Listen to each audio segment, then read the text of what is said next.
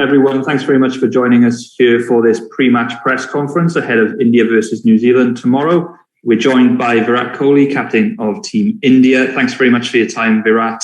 As you all know, Hi, Virat.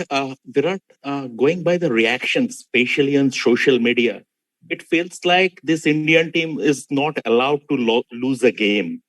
But every time there is pressure, your team has shown the capabilities to bounce back. The way players like Shami was trolled on social media after the Pakistan game. I mean, how do you? What is the message like? What makes this Indian team so resolute?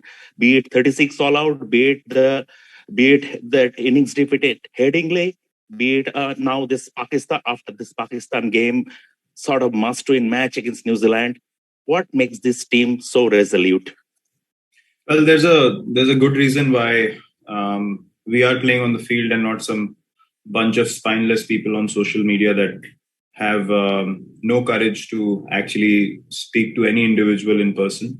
They hide behind identities and go after people through social media, making fun of people, and that has become a source of entertainment in today's world, which is so unfortunate and so sad to see, because this is literally the lowest level of human potential that one can operate at. And that's how I look at these people.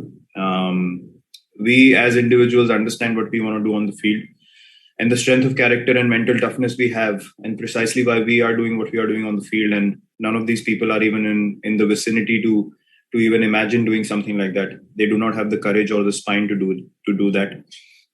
So that is how I see things. And all this drama that's created on the outside is purely, based on people's frustrations, their lack of self-confidence, their lack of compassion, and hence they find it so amusing to go after people. So we, as a group, understand how we need to stick together, how we need to back individuals, how we need to focus on our strengths, and whether people on the outside portrayed being the fact that India cannot afford to lose a game, that's none of our business, because we play sport and we understand exactly how sport goes. So how people think on the outside has no value whatsoever within our group. We've never focused on it. We will never focus on it going forward either, because look, as I said last time as well, people do not understand what it takes to do the job on the field at the international level, and we are not going to go around and just announcing to everyone what we do and how we do it. We just carry on doing the business that we are supposed to do, and if a game goes off, you take the learnings from it and move forward. And not one game is more important than the other. Every game of cricket is as important, and so will be the case in the next game as well. Amol Karargar, then Prakash ji and Kushin Sarkar. Virat, can you just confirm the fitness status of Hardik and whether the team is tempted to tweak combination a little bit? Hardik's fine. If you're talking about the blow on the shoulder, he's absolutely fine. Prakash ji and then Kushan. Virat, where do you see Shardul fitting into India's combinations? Do you see him as an all-round option for Hardik, or even as one of the front three fast bowling slots, considering he's bowled across phases in the recent IPL and even picked 16 wickets in the UAE leg? Yeah, he's definitely a guy who's in our plans constantly, making a case for himself, and he is definitely someone that can bring a lot of value to the team. Now, what role he plays or where he fits in, that's something that I cannot obviously talk about right now. But yes, Shardul is someone who's got great potential and he will add great value to the team. Yeah. Hi, Virat. My question is, how do you assess Bhuvi's performance, IPL, and then the first game against Pakistan last 1 month? Like, what do you make of how he's shaping up and how he's doing? See, I don't want to single out any individuals. I think as a bowling group, we fail to pick up wickets, and we understand that can happen in the sport. It's not a guarantee that every time you take the field, you won't be able to pick up wickets. These are the same guys who've been doing the job for us for a long period of time. So we understand how things went and where it went wrong. And we totally accept and know that we got outplayed by the opposition thoroughly, and you need to accept that. You need to accept that as a professional cricket team, without any ego, without any excuses whatsoever. We have given none, and we will not give any excuses moving forward either. And hence, I'm saying that I will not single out individuals. We lost as a team, and that's exactly what we believe in, and that exactly was the case in the previous game. By Durjo Bose, then Rahul Rawat, followed by Sandeep Sarkar. Yeah, hi Virat. Just before you, when Trent had his PC, he said that he's looking to mirror what Shaheen did against you guys the last day. So knowing that he's able to get the ball to swing early on, and as a batting unit, how do you see it? Because obviously in the power play, you are looking to score some runs. So how does the balance part come in? Yeah, I mean, we obviously will come up against some quality bowlers all around the world in this competition, and hence the intensity and the level at which this competition operates is very, very different.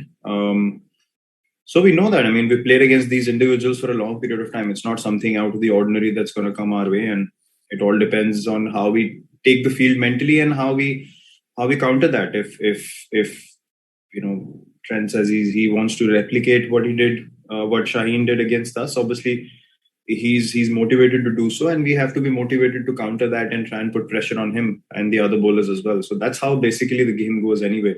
We've played against all these bowlers for a long period of time, and we understand exactly what we need to do. All that matters now is when we step onto the field, what kind of mental frame we are in. If we are absolutely confident of hitting that ball clearly and not thinking about any other scenarios, I think that's key to batting in high pressure situations, and something that we are really looking forward to execute as a team. Virat, hi. Is toss becoming too big a factor because of the due around?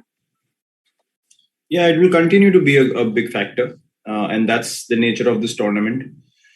You can look at the situation in two ways. Either you can bank too much on the toss, or you can challenge yourself as a team to say, okay, even if you lose the toss, we are good enough to bowl or bat in any conditions, and that should be the attitude, because you don't have time in the shortest format of the game to think too much about what happened at the toss. The game goes away from you pretty quickly, and 2 or 3 overs can change the whole course of the game, as we saw last game as well. So for us, our only focus is how those 11 individuals are placed mentally, and how we are looking to approach this game. It's been a long break for us. It's been a lot of time waiting and just doing nothing really. For us as a team, now we are just itching to go back on the park and just be competing again, and look to correct the things that didn't happen well in the first game. Yeah, Virat, Jasprit Bumrah has been a tremendous performer for the team over the last few years. But do you feel that the team is over-dependent on him every time he takes the field? The team is looking to him for taking wickets. And the second thing is the way Mohammed Shami was attacked in social media over his religion after the Pakistan match. As a captain, how are you backing him up? The second part has been answered already. No, I'll elaborate on that a little bit more. Look, Jasprit obviously is the best all-format bowler in the world, and precisely why there is so much expectation on him, not just from people on the outside, but himself as well. So he takes a lot of pride in that. So we are not at all bothered about how much expectations he takes. On the outside, it doesn't matter, honestly. All the other bowlers, we believe, are good enough to pick us wickets. And in the last game, including Jasprit, we were not able to pick up wickets. And hence I said that as a unit, we did not execute the plans that we wanted to. And the opposition also did not allow us to come into the game as a batting unit and as a bowling unit. So it's not a given that, that will happen again and again. We are quality cricketers. We know what we need to do. And when we execute on our day, we can beat any team convincingly anywhere in the world. And we've shown that time and time again. On the second part, as I rightly mentioned before, to me, attacking someone over their religion is the most, I would say, pathetic thing that a human being can do. Everyone has the right to voice their opinion and what they feel about a certain situations, but I personally have never ever even thought of discriminating anyone over their religion, and that is a very sacred and a personal thing to every human being, and that should be left there. So as I said, people take out their frustrations because they obviously have no understanding of what we do as individuals. They have no understanding of how much effort we put on the field. They have no understanding of the fact that someone like Mohammed Shami has won India n number of matches in the last few years, and he's been our primary bowler with Jasprit Bumrah when it comes to making an impact in games in Test cricket. You see him run into bowl. I mean, if people can overlook that and his passion for the country, I honestly don't even want to waste 1 minute of my life to give any attention to those people, and neither does Shami and neither does anyone else in the team. We stand by him fully. We are backing him 200%, and all those who have attacked him can come with more force if they want to. Our brotherhood, our friendship within the team, and nothing can be shaken. And I can guarantee you that as the captain of the team, that we have built a culture where these things will not even infiltrate into this environment 0.0001%. And that is an absolute guarantee from my side. We shall take 2 more questions. Kuntal and then Sunandan Lele. Virat, बहुत सारे fans जो है वो negative बातें कर रहे हैं, लेकिन बहुत सारे पॉजिटिव फैंस भी है. उनको ऐसा लगता है कि सिर्फ 3 मैच ही हम 3 बड़ी टीम को हराने से वर्ल्ड कप जीत सकते हैं. तो क्या आपके मन में भी ये चल रहा है कि 3 बड़ी टीम को हराने से वर्ल्ड कप भी हम जीत सकते हैं? नहीं, मेरे हिसाब से आपको अगर वर्ल्ड कप जीतना है तो आप हर मैच जीतने का फोकस रखें.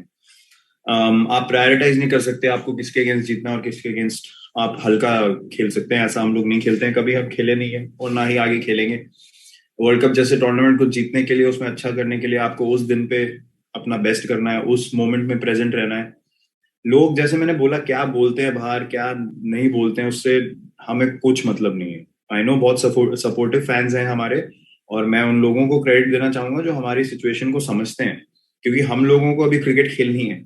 और जिन लोगों में पेशेंस नहीं होती है, वो लोग हमेशा पैनिक बहुत जल्दी करते हैं, और उन लोगों को लगता है कि सब खत्म हो गया. और हम लोग ऐसे नहीं सोचते हैं. अगर हम लोग बाहर के लोगों की तरह सोचने लगे तो हम लोग दुनिया की बेस्ट टीम नहीं रहेंगे.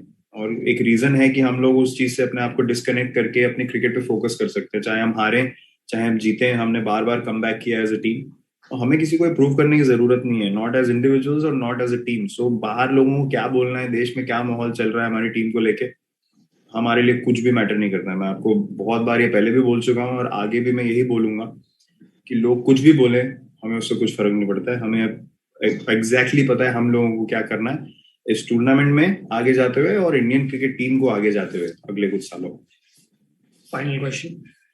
विराट, एक दिन खराब बैट्समैन हो रहा या बॉलर कितना भी बड़ा खिलाड़ी हो सकता है, तो अगर बैट्समैन के लिए बैकअप है तो बॉलर 5 ही होना जरूरी है क्या T20 में?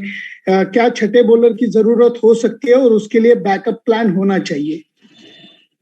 हाँ, वो काफी एक जरूरी चीज हो जाती है कि आपको छठा बॉलिंग ऑप्शन मिले, चाहे वो मेरे थ्रू मिले या हार्दिक के थ्रू मिले, जब उसकी फिटनेस वैसी हो कि वो हमको 1 या 2 ओवर डाल के दे सके.